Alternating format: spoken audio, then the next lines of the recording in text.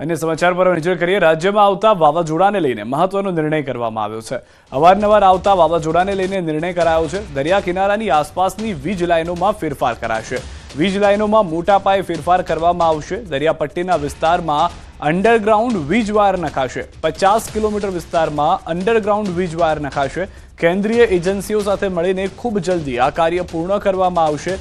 बिपरजोय वावाझोडा बाद थयेली परिस्थिति बाद मुख्यमंत्रीना सूचनथी अंडरग्राउंड कामगीरीनो निर्णय लेवायानी ऊर्जा मंत्रीए माहिती आपी छे। महत्वनुं छे के छेल्ला 2 वावाझोडा दरमियान मोटा पाये वीज पोल पड़ी जता अंधारपट छवायो हतो। तो आ महत्वना अने मोटा समाचार छे जे भूतकाळनी परिस्थिति रही छे तेमांथी शीखवामां आवी रह्युं छे। વધુ માહિતી ન્યૂઝ 18 સંવાદદાતા સંજય પાસેથી મેળવીશું। સંજય, કઈ રીતનું આખું પ્લાનિંગ છે, ક્યાં ક્યાં આ લાગુ કરવામાં આવશે?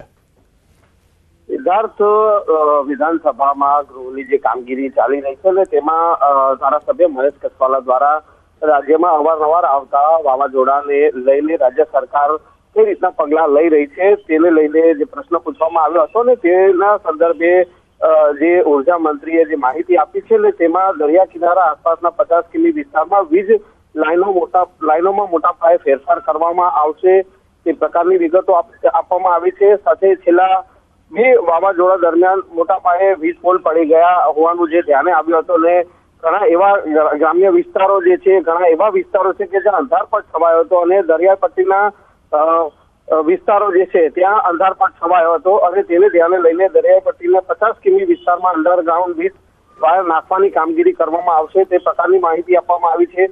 આ કામગીરીમાં કેન્દ્રીય એજન્સીઓને સાથે રાખી અને આ કામગીરી પૂર્ણ કરવામાં આવશે। જે પ્રકારે વિપર્જોય વાવાઝોડું જે આવ્યું હતું અને તેમાં જે સ્થિતિનું નિર્માણ થયું હતું તેને ધ્યાને રાખી અને મુખ્યમંત્રીની સૂચનાથી સમગ્ર કામગીરી કરવામાં આવશે તે પ્રકારની માહિતી જે છે તે ઉર્જા મંત્રી દ્વારા આપવામાં આવી હતી। આભાર સંજય સમગ્ર માહિતી બદલ। તો હવે વાવાઝોડું આવશે તો જે વીજ જવાની પરિસ્થિતિ હતી તેમાંથી છુટકારો મળી શકે તે માટેનું આયોજન છે।